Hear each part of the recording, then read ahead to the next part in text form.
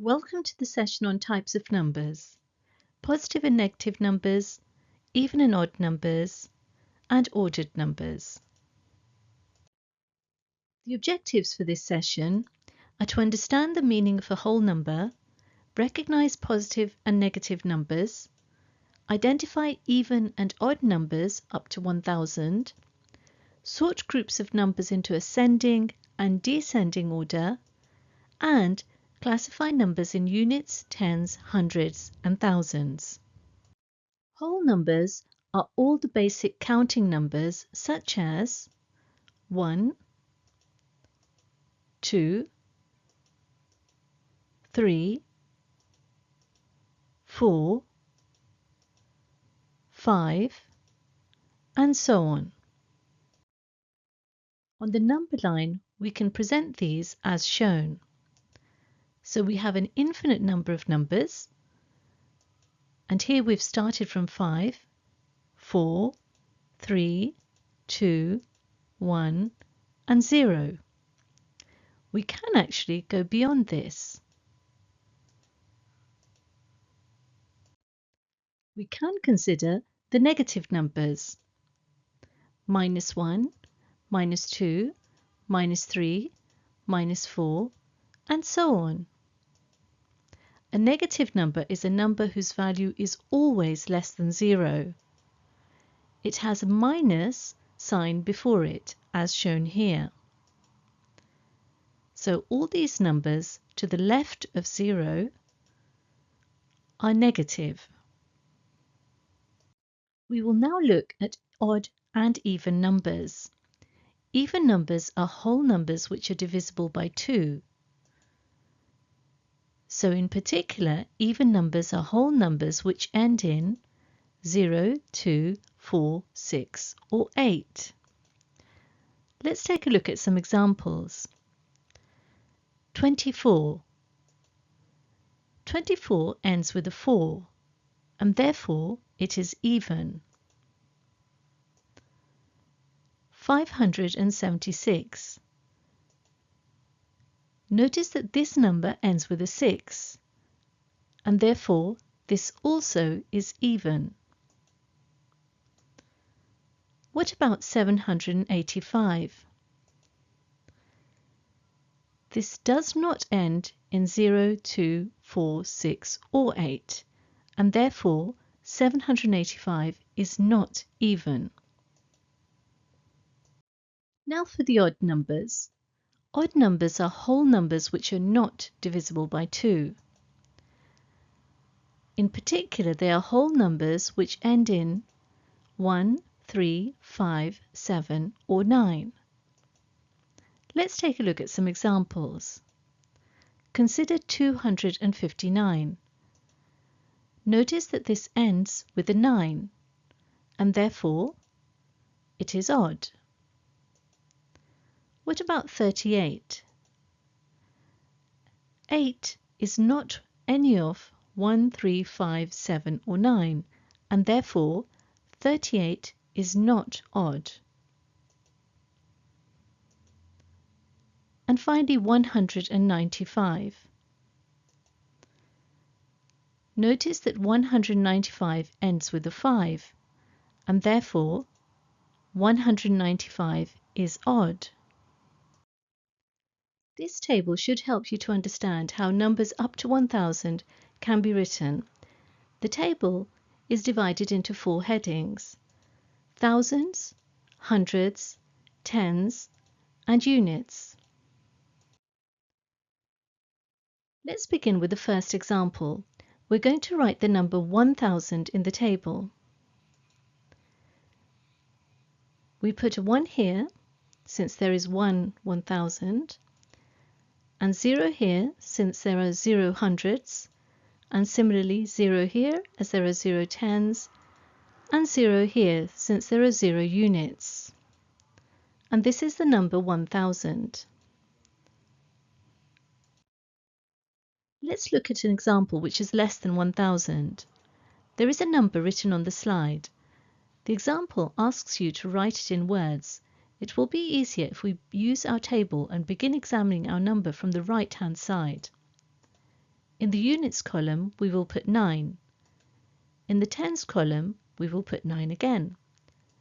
And in the hundreds column, we will put 3. As there are no more digits to consider, we will not be putting anything in the thousands column. So we have 399. Let's take a look at another example which is less than 1000. There is a number written on the slide. The example asks you to write it in words. Let's begin writing our number from the right-hand side. In the units column, we will put 8. In the tens column, we will put 0. And in the hundreds column, we will put 6.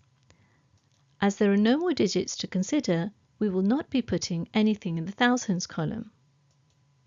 So we have 608. Now for another number less than 1000. Let's write this in the table as well. Begin on the right-hand side. We put 0 in the units column, 0 in the tens column, and 1 in the hundreds column. And since there are no more digits to consider, we put nothing in the thousands column. So we have 100. And of course there are no tens and no units. So our solution is 100, representing 100. Now let's write another number in words. Consider the number shown on your screen. We're going to write it in our table from the right-hand side. So we pop 8 here in the units column, 6 here in the tens column, and 4 here in the hundreds column. And since there are no more digits to consider, we write nothing in the thousands column. And so we have 468. 468. We will now practice writing numbers up to 1000 in figures. Take a look at the example on your screen. Let's try to write 223 in figures. We're going to try and split this into 3 parts. So we have 223. This will allow us to pop our figures in the table. So we can write 3 in the units column, 2 in the tens column, and 2 in the hundreds column. Since there are no more words to consider, we put nothing in the thousands column to give us 223 to represent 223 in figures. Let's take a look at another example. We are required to write 902 in figures. Again, we're going to split this into parts. So we have 902. Notice that there are no thousands and no tens. So let's put 2 in the units column, 0 in the tens column, and 9 in the hundreds column. Since there are no thousands, we put nothing in the thousands column to give us 902, representing 902. Now for another example, we're going to write 800 in figures. Again, let's split this number up. Since it is so simple, we can only split it up in one way, just 800. Notice that there are no tens and no units. So we put 0 in the units column, 0 in the tens column, and 8 in the hundreds column. Since there are no thousands, we put nothing here. And of course, we put nothing in this column because it's the leading digit. And so 800 is expressed as 800. And now for another example, we're going to write 119 in figures. Again, let's split this into parts. We're going to write 100 here and 19 covering the tens and the units.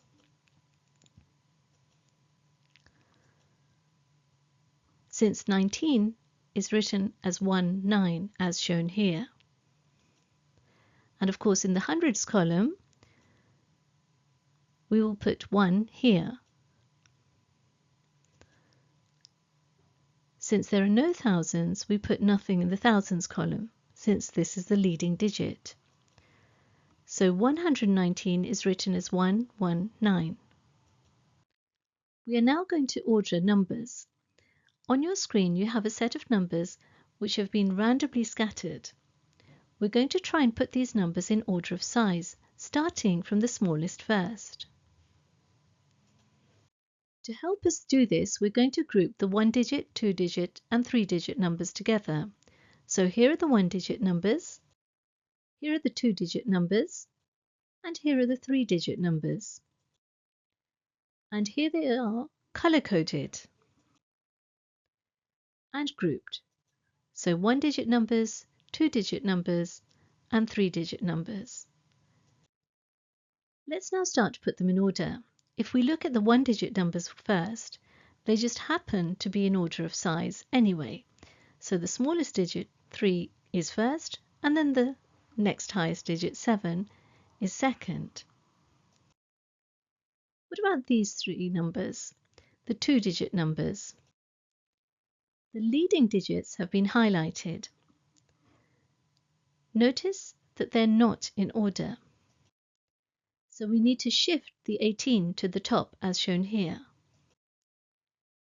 to give us the numbers in order of size, 18, 65 and 99. And now for the 3-digit numbers. Again, we highlight the leading digits and then start to put them in order of size. Let's make some space. So we shift the leading ones together, so 135 and 176 come together, followed by 239, and then we pop the 432 here after 239 and before 632, and finally 798 here. And here are our numbers in order of size. So 3, 7, 18, 65, 99, 135, 176, 239, 432, 632, and finally 798. We're now going to take a look at ordering numbers again. However, this time we're going to look at ordering the numbers in descending order, so starting from the largest first. Here are the 3-digit numbers, here are the 2-digit numbers, and here are the 1-digit numbers. And now here they are color-coded and grouped. We're going to put these in descending order, so starting from the largest first. So here are the 3-digit numbers, the 2-digit numbers, and the 1-digit numbers. Considering the 3-digit numbers first, let's take a look at the leading digits. Notice that the numbers aren't in order of size. We need to put the largest first. So out of all of these, notice that 798 is the largest. So let's make some space. So here we can put 798 first, followed by 632. We need to make some space again, followed by 432, followed by 239, And then we have two 3-digit numbers with the leading digit 1. Since the number is the same, we need to consider now the first two leading digits. So we have 17 and 13. We need to put the largest of these first. And of course, 17 comes before 13. So we have 176 followed by 135. Now let's consider the 2-digit numbers. Again, these don't seem to be in order. Take a look at the leading digits. We need to move 99 to the top, as shown here. And now the numbers are in order. And finally, for the 1-digit numbers. Again, we need to put these in order, so now we have 7 followed by 3. So here are our numbers in descending order. We have 798 followed by 632, followed by 432, then 239, then 135, then 176, then 99, then 65, then 18, then 7, and finally 3. Now let's take a look at some exercises. Pause the slideshow and have a go. Here, you need to specify whether the numbers on your screen are positive or negative. The solutions will be released one at a time, so you can check your answers as you go along. Pause the slideshow whenever you need to.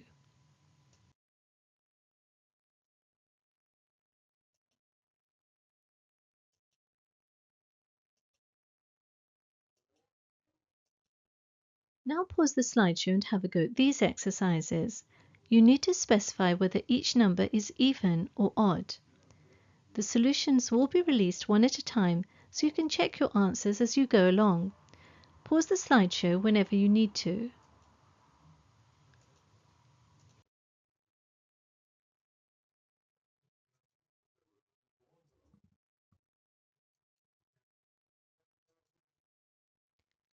Now pause the slideshow and have a go at these exercises.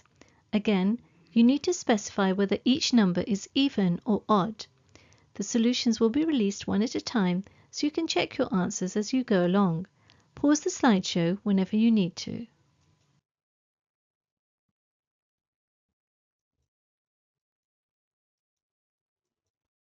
Now pause the slideshow and have a go at these exercises. Again, you need to specify whether each number is even or odd. Again, the solutions will be released one at a time, so you can check your answers as you go along.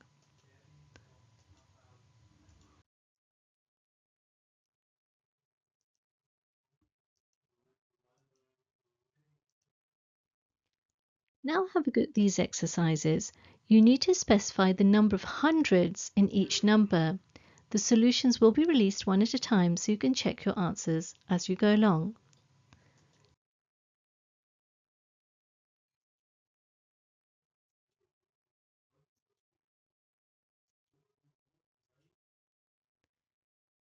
And now for these exercises. This time you need to specify how many tens there are.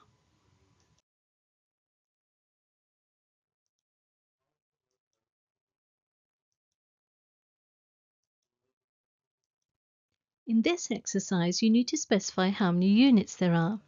Again, the solutions will be released one at a time.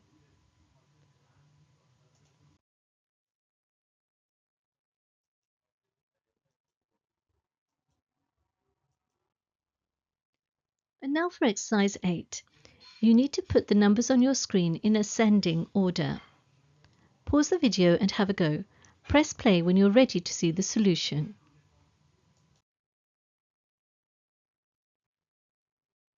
And now for another exercise.